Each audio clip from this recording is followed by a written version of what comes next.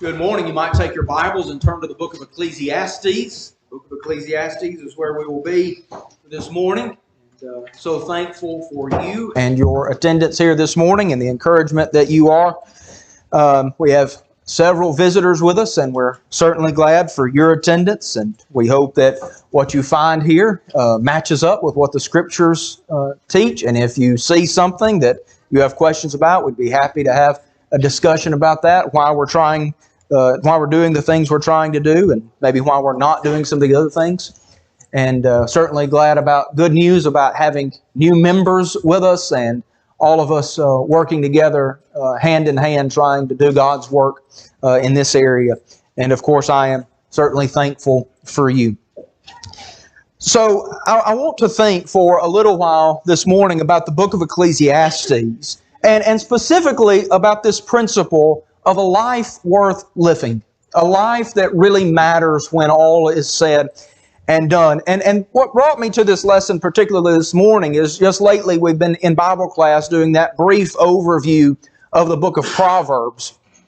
And it's made me think about some of these principles that I think show up in the book of Ecclesiastes.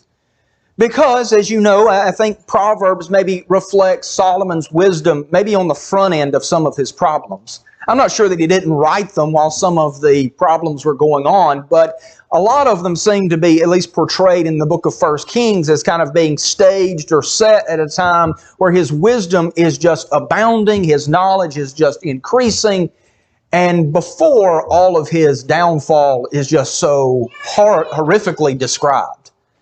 And so what you've got in the book of Proverbs is Solomon looking at life down the road and saying, this is what it would look like to live wisely. And here's how you would manage yourself and manage your self-control. And here's how you'd manage money. And here's how you would manage these relationships. And all of that on the front end of things. And you say, yes, that would be a pretty good way of doing things. And then you read about his life. And it just takes maybe the exact opposite of what the book of Proverbs would say. All of his wisdom about how to control yourselves around women. Well, Solomon's maybe the pinnacle of an example of how to go wrong about that. And how to control yourselves around money. And goes the exact wrong way and all of that. And maybe even how to think about down the road and how to think about the future. Is just absolutely without the insight and the prudence and the diligence that you would expect someone to have. And so you think about that from the book of Proverbs, which we've been thinking about lately, and I think from the very best that we can get God's inspired wisdom to Solomon, writing all of that down for us.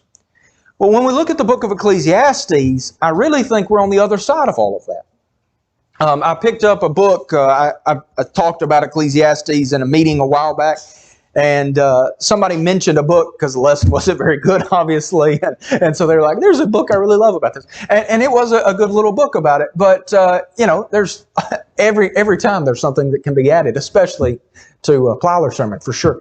The book was called Living Life from the End. And basically, it wasn't saying you're at the end necessarily, but it was basically the idea was, imagine you're at the end. Imagine here you're right at the precipice of the end of your life and you're looking back. And I think this is the thing about Solomon. It's not that he had lived a godly life in so many ways or a wise life in so many ways, though he had wisdom and knowledge. But he does get to, at the end, look back over life with a godly and wise perspective. And even more so, he looks back at it with an inspired perspective about what it would look like to live a life that really counts, that really means something, that really echoes into the future of the earth after we're gone, and certainly echoes back into our eternity. And I think, thinking about the book of Ecclesiastes, is one of those lessons that is maybe what we would think of as a Bible basics lesson. I remember growing up and we would study Bible class books that were Bible basics, and they were great books. And they would talk about things like how to apply command, example, and necessary inference. Or they might talk about church organization. And those are basic things in some ways. But I think we find ourselves in an era in a society where it's got to be more basic than that, right? I can't start the conversations with people out in the community with, okay, we all agree that there is a God and there is a Bible and that it's inspired and that we've got to apply it in this particular way. And we're going to start way before that. And what we want to do is we want to lay foundations for why we should care about all of this. Why obey God? Why read the Bible? Why do all of these things? And so in Ecclesiastes, Solomon, I think what he's doing is he's beckoning us to consider with him a good life and what a good life looks like. And ultimately, he shows us a bunch of dead-end roads and one road that gets us somewhere worth being. There is a commentary that's called How to Stay Off Dead-End Roads. I think that's part of it. I think that's half of it. But I think there's also one road that Solomon points to. And I used to think about the book of Ecclesiastes like this. I think this was the way I heard it for a long time. Was, life is terrible, life is horrible, it's miserable, it has no purpose, except, the very end, here, listen, judgment, be ready for it. And I think that's a huge point, and I'm going to talk about that at the very end. But I think the book of Ecclesiastes has more positive things to say than that, and we'll notice some of those things as we go. If you're reading the book of Ecclesiastes, you might find it confusing because from one paragraph to the next, sometimes one verse to the next, it seems to have a very negative view of everything around us. And it doesn't take very many verses, and all of a sudden there's a positive explanation of what's happening. And I think the lesson there is that it's not being contradictory. The explanation here is that Solomon is taking us on a journey with him. He's helping us think through these things all in 12 chapters rather than us having to take, 90 years of our life or whatever we have to figure all this out. Solomon says, think through this with me and let me show you how to get to an idea of what a life well lived is, what it is. All right, so the first point is this. The first point is that a life without God, what I think Solomon is talking about is a life under the sun, is vain and empty. So you might think about life under the sun, which is a phrase used over and over in the book of Ecclesiastes, to mean kind of two different things. Life under the sun is only from, the sun down, right? That you don't have any sense of what's beyond all of that. That you don't have any notion of what's greater than what we can just see right in front of our faces, what we can touch with our hands, what is part of this physical world. But I also think that maybe in some ways it has to do with our experience of time under the sun, right? So that we don't have any sense of beyond death, right? That we don't have any understanding of what's beyond here. And so we've lived life under the sun. Well, then what? Well, life without God, without any understanding of what's transcendent, what's beyond all of this, is vain and empty. And so you look at the book of Ecclesiastes and chapter 1, and you have all of these illustrations of the life just going on and on without you, life going on and on and on in these stages over and over and over. What about you? What about you? So you have these different illustrations in Ecclesiastes chapter 1. It says, verse 4, a generation goes and a generation comes, but the earth stands forever. You've heard the world is a stage and we are just actors. And that's right. So here I am and I'll be gone. And then another generation will come and then they'll be gone. And then another generation and they'll be gone. And until the Lord comes back, the world will just stand and it will remain. And then, so it continues on and on. But what about us? And he uses these illustrations. The sun rises and the sun sets, and hastening to its place, it rises there again. Going towards the south and circling towards the north, the wind goes circling along, and on its circular courses the wind returns. All the rivers go into the sea, yet the sea is not full. To the place where the rivers go, there they continually go. So this idea is that the things that happen, the sun rising, the wind circling, the rivers circulating, they all just do this same thing over and over and over and over. But not me. Not forever. I'm aging and I'll die, and then it'll be another generation and the same thing will happen. Down in verse 10. Is there anything of which one might say, see, this, it is new. Already it has been for ages which were before us. There is no remembrance of earlier things, and also of the later things which will be. There will be no remembrance among those who will come later still. I think his point there is that it's not as if the people who come along really change the nature of human existence anyway. Even the great scholars or the great revolutionaries or whatever, there might be new technology, there might be inventions, but they don't really touch what's going on. They don't really touch the real problems of humanity. They don't affect the nature of humanity. If anything, all that the inventions and technologies do is just increase humanity's access to the problems they've always had, right? Whether that's lust or ambition or greed or covetousness or whatever it might be. It just exponentializes the way that they're able to get to that. It doesn't affect their social ills, deceit, lust, pride, greed, hate, still there. The speed and scale just increased. And so you look around at the world and you say, well, what is there that's really new? It's like, well, not much. And then he talks about the idea of being forgotten. Unless you're just really into the whole genealogy thing, you might not even know, you probably don't even know just a few great-grandfathers back or great-grandmothers back. And even if you know their names, what did they accomplish? What did they do to change the world? Maybe there's something that was significant, but it probably wasn't just revolutionary. And if that's how I think about my great-great-great-grandparents, it won't take very many generations where they won't think about me either, where I'll be forgotten and I won't be known. And I think that's exactly what verse 11 is saying. I think Solomon is trying to make the point. Everything's going to keep going, and then I'm going to be gone. And everything's going to keep going. And we know how heartbreaking this is in some ways. And I see from time to time the bumper stickers or the stickers on the back of a car. And you know this experience of where you see somebody who died at a tragically young age. And I never knew that person. And the community didn't stop and cease existing. And the city didn't stop functioning that day. Everything just kept rolling on. And it almost seems like not right that the whole world didn't stop and notice that this tragic thing happened. But it couldn't. The world just keeps going. And so when you think about the cycle of the universe, of earth especially, the world goes on, and what about you? And the conclusion is that the end of everyone is of course death. So verse 15.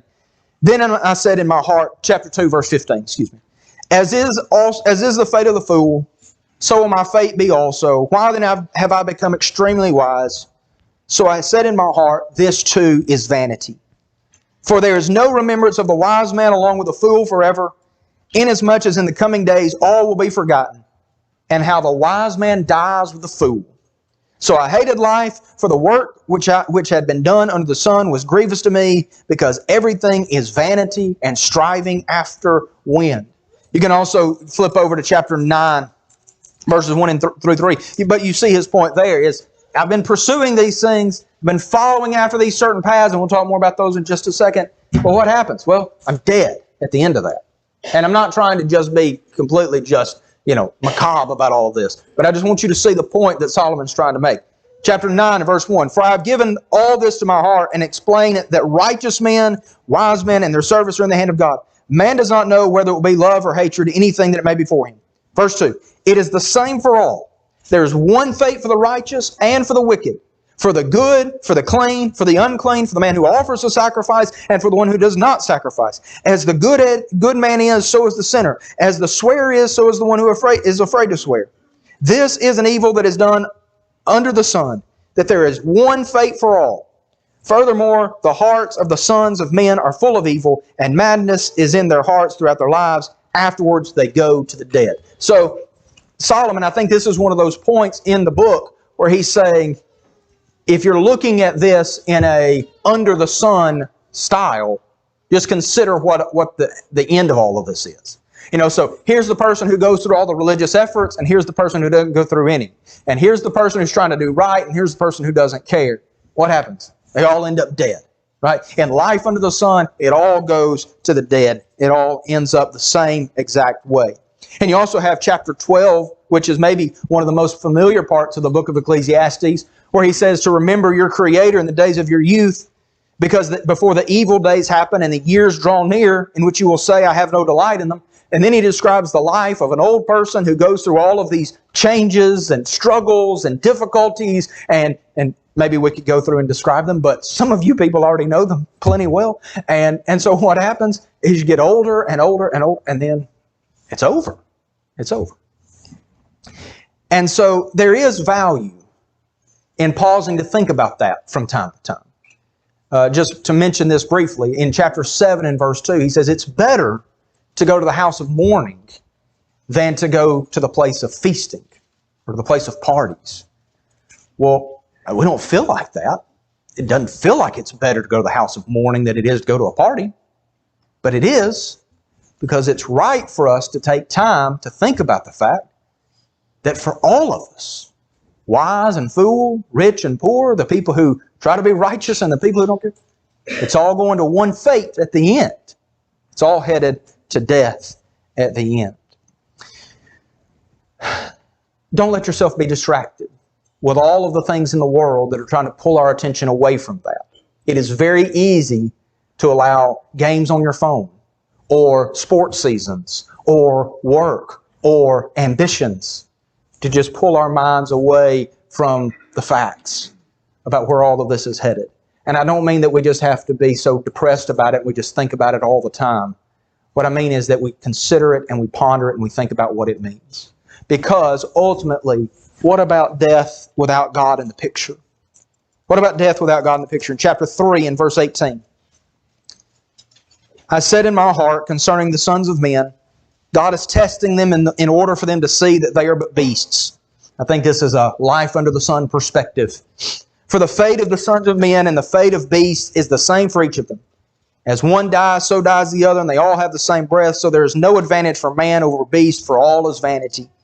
All go to the same place, all came from the dust, and all return to the dust. Who knows that the breath of man that ascends upward and the breath of the beast descends downward to the earth? I've seen that nothing is better than that a man should be glad in his works, for that is his portion. For who after will bring to him to see what will occur after him? Basically, I think the picture here is that it's empty and it's shallow and it's just foolishness if death is where it all ends. And all of everything we try to accomplish here is. In chapter 12 and verse 8, vanity of vanity, says the preacher, all is vanity. So with that in view, where is true meaning? Right? If it's all ending in death, without God in the picture, where's true meaning? And so Solomon says, okay, let's figure that out. Right? If it's going to go to the same end for all of us, if we're all headed towards death's door, then let's pursue all of these paths as we can. And we won't take the time to read it, but you know what kind of man Solomon was. Solomon takes the time to say, I will pursue all of these different roads as far as they can be pursued, and I will find which one gives true meaning and true joy and true purpose. And so in chapter 2, verses 1 through 11, he says, I know death's coming, but let's pursue the women road. So let's get 1,000.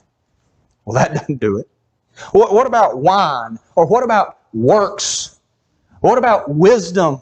And he pursues all of these roads. And so he says, if only I had this thing, then that would give my life purpose and give me happiness. And that would make me understand what a real life worth living is. And maybe we have different answers than what he would have pursued particularly. But maybe our era is comfort. Or, like a family that's built just like we like it. Or maybe it's a financial reservoir for us in our old age. Maybe those are the things that we say that would give us real purpose and real happiness. I think we get our education on what Solomon went through in all of this. And that is the lesson that we cannot, by our own pursuits, find our way out of the cycle of vanity. We can't get out of it because the reason is what we've already talked about. It's because of death. You pursue all those roads for as long as you want to, and then you die. And then what? Then what about the works? Solomon says, who knows what's going to happen to them after I pass them down? What about the joy? What about the excitement? What about the money? What about all of that? It's just For as long as you live, that's as long as it has any value whatsoever. But if that's all that there is, if that's the drive, if that's the focus, when you're gone, it's gone, and it means it matters nothing. Death is the great equalizer in all of that. Pursue these however far you want. And I think the answer is you can't get any satisfaction when that's the thing around which your life is built. But there is a second point that runs all the way through the book of Ecclesiastes. And that point is that life with God is full and meaningful. I love chapter 3 and verse 11. So chapter 3, 1 through 10 is another famous section in the book of Ecclesiastes, a time to give birth and a time to die, a time to plant and a time to uproot what is planted. I don't know that the point of those is to try to look for the time when all of those should be done. A time to throw stones and a time to gather stones. I don't know if we're out looking for times to do that sort of thing. Maybe sometimes. But I think the point of the book of Ecclesiastes, at least in part, is that these things happen in regularity. These cycles happen all the time.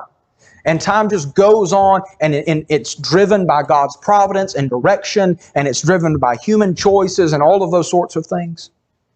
In verse 9, it says, what advantage is there to the worker from that in which he labors? I think there's a little bit of maybe a hypothetical question there, maybe about like the person who labors in all of this and then dies. So what's the point, right? What are we trying to accomplish here? Look at verse 11. He has made everything beautiful in its time. He has also set eternity in their heart. Yet so that man will not find out the work which God has done from the beginning even to the end. I think the point of verse 11 is that we won't know all of the details or the background about what God's trying to accomplish in His orienting of how time rolls. But what God has done is He has told us, He has installed us with a sense that there's something beyond all of this. He's put eternity, He's put forever in their heart. That makes us look to something more beyond all of this under the sun.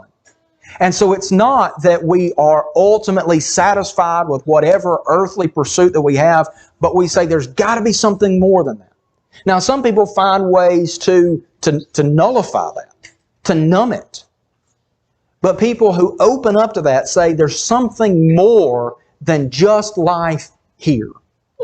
And so life with God is full and meaningful. And I think what that does is it puts life and its blessings in the proper perspective. I want to look at some of these passages because I think that sometimes what happens is we just come to the end of the book and we say, okay, the final lesson is don't worry about any of these physical blessings, just prepare for judgment.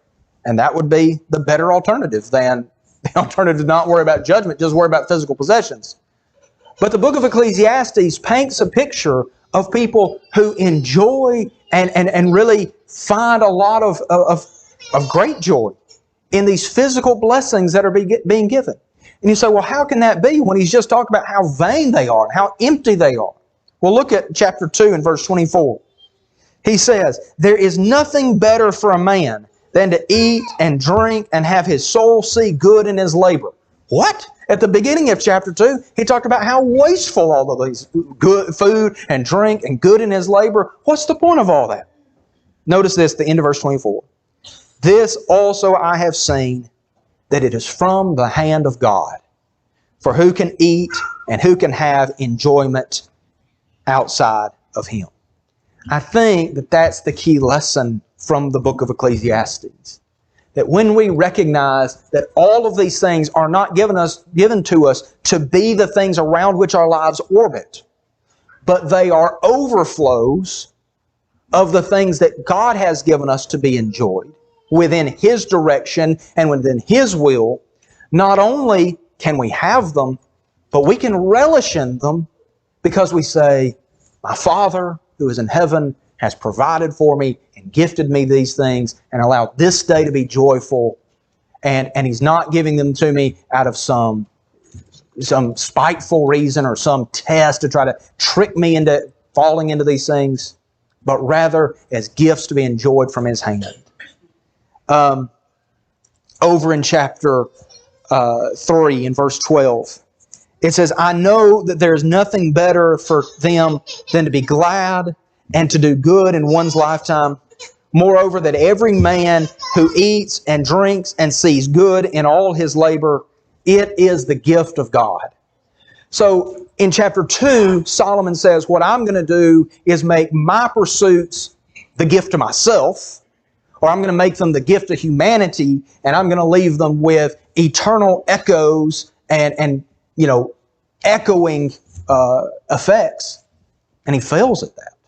It fails to affect him forever because he's going to die. It fails to affect the world forever because they're going to forget him.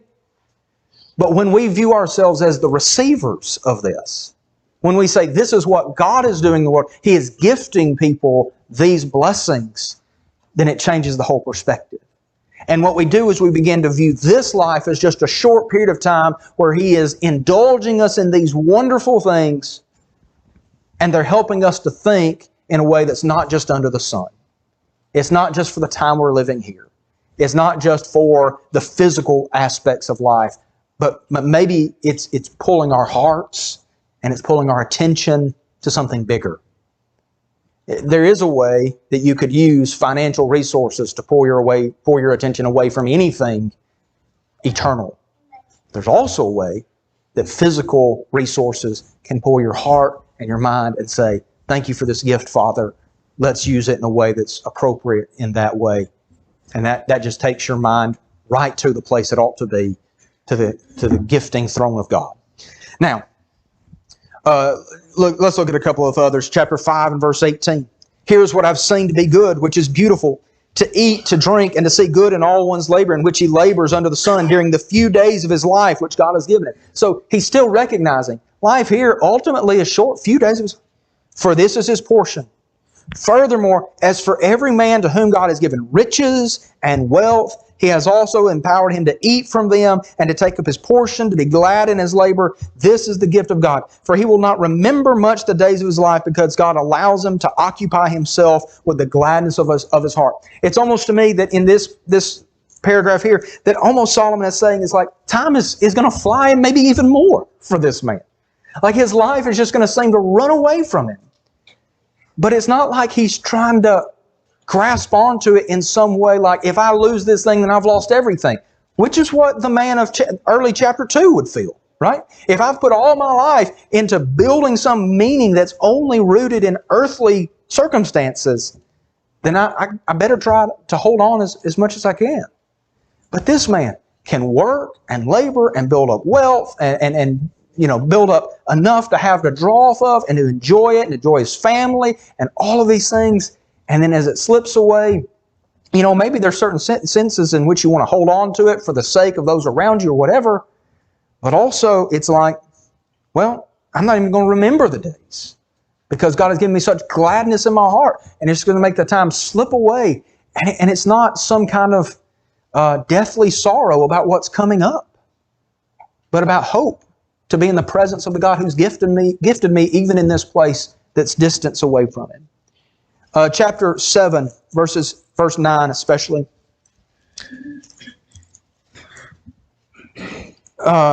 Actually, let's not look at that one. Let's flip over to chapter 9 and verse 7.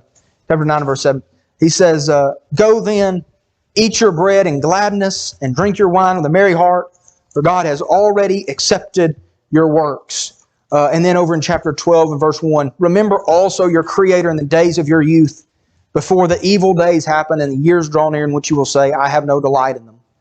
So I think that what we can remember there is that we know that God intends for us to enjoy days and find pleasure in them. I would flip back to chapter 11 and verse 9 for just a second, where he says, Be glad, young man, during your childhood, and let your heart be merry during the days of young manhood, and walk in the ways of your heart and in the sights of your eyes. Yet know that God will bring you to judgment for all these things. So pursue joy and merriment and excitement and all that. That's great. Also keep it reined in by God's will. Pursue the things that bring joy to a life, but also recognize that there's something bigger all of this is pointing to. So let me just say something about all that. So we thought about, if only I had this, I would be happy. Youth or health or money or love or justice or accomplishment or fun or wisdom or comfort. But if I have that, that's not going to give me real, true purpose overall. But all of those things, youth and health and money and love and justice and accomplishment and fun and wisdom and comfort, all of those are perfectly appropriate in their place. They're all just the kinds of things we should have. Just the kinds of things we should be able to find. It's a lot easier to do that now than it probably was in the days of Ecclesiastes. We have such an abundance of those things, and those things are fine. They're wonderful in their place. They are as blessings that come from the hand of God. We all live in the same place, us and the unbeliever. The unbeliever who ponders the vanity has to conclude that all of that together is nothing more than meaningless. It's like, I'm going to get the 60, 70, 80, 90 years I can out of it, and then it's just going to be gone, and it's going to vanish. I'm going to vanish. It's going to be over. Well, that's pretty sad. The believer can know that the vanity is in some ways vanity. Right? That it's an endless cycle. That these things that I'm going to accomplish don't matter in the ways that maybe some people think they do. But we see that they're not the ultimate thing. That they're not the be-all, end-all. That God is the ultimate thing. And that allows us to see these things right where they're supposed to be. We can be content. We can enjoy the things that we have. We don't have to depend on them to bring us more meaning when something falls apart. You're a young person and you're developing a relationship and it just falls to pieces. You don't have to say, well, my whole life was depending. No, it wasn't.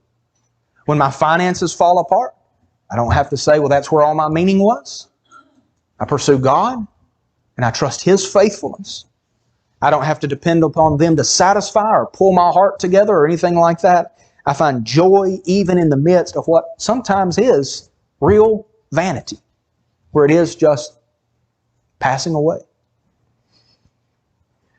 The second thing I'd like to say about a life with God being full and meaningful is that it does prepare us for the day of judgment. The earliest passage I remember memorizing from, I guess it's still the only passage I've really memorized from Ecclesiastes. Fear God and keep His commandments, Ecclesiastes 12, 13, 14. For this is the end of the matter that has been heard. Fear God and keep His commandments, for this is the whole duty of man. The whole of man is the literal translation. It's the whole life of mankind is to fear God and to keep His commandments. Because, verse 14, God will bring every work into judgment. Everything which is hidden, whether it is good or evil. There is a God, there is a standard of judgment, there is a day of accounting. Every thought, every word, every action matters. You and I are going to stand before the great God who directs the world and who gifts people. And you think about what Paul and Barnabas say as they come into the churches of Galatia. They say, remember or know that God has been granting you with rains and with produce and with good seasons. And all of that was intended to pull their attention to Him. And it had been long gone. But it could be a reminder as to how they should focus on Him. And what He does for them is He helps prepare them for what Solomon wants to prepare us for. There's a God and there's a standard and there's a day of giving an account. And if we lose focus of that and we put all of our attention here, then not only have we built a life here that is a dead-end road, we have not prepared for the one great event that matters are going to echo into eternity. Where the importance of the decisions that we make in that regard will never stop mattering. It's not like building some great business or building some great family or building some financial account where when we die, immediately the effects of that start fading in some way. But rather we can build something for the one thing that we can build to that will never stop increasing in its importance will be that day of eternity. And so we think about a passage like Acts 17 where Paul comes to the Athenians, and says that at the times of this ignorance, God winked at or overlooked, but now commands all men everywhere to repent. Why? Because He has appointed a day in which He will judge the world by that man whom He has ordained, and has given us assurance in that He hath raised Him from the dead. Just as sure as Jesus was raised from the dead, a judgment day is coming. And the way to have a life that's worth living is to build towards that more than anything else. Now we appreciate and we enjoy and we embrace the blessings that come from that, but we're also ultimately looking towards the day of judgment. One writer said this: Ecclesiastes reminds us that the cover stories in Time magazine, the Oscar speeches, and the State of the Union addresses are in the process of crumbling into dust before they can begin. So it is of no consequence whether the dominant opinion class sneers at or ignores expression of belief. All of our pastimes, pursuits, careers, hobbies, hopes, and fears boil down to a chasing after wind. Once that central fact is grasped, really understood, the believer cannot be embarrassed. I think there's a confidence that comes with embracing the fundamental truth of what really stands forever. Because the world wants to shame us into disbelief and wants to convince us, the world also wants to convince us into pursuing it more than anything else. But once we see the fruitlessness of both of those things, it drives into us that there's no reason for us to be embarrassed, that we pursue this with all of our hearts. All right. Well, that's the lesson. Thank you so much for your kind attention. You might get your songbooks. In just a second, we're going to sing an encouragement song. And the purpose of this moment of time is to encourage you and me to take consideration of our standing before God and our pursuit of His path. And if there's any way in which you see that you're not pursuing that as you ought to, and you want to be more committed to that, then you can make that commitment right now. And if you want our help in that, if you want us to help study with you or help encourage you or help hold you accountable together, whatever it is that we can do as a group to strengthen you, then we want to do that. Let your need be made known. Won't you come while we stand and while we...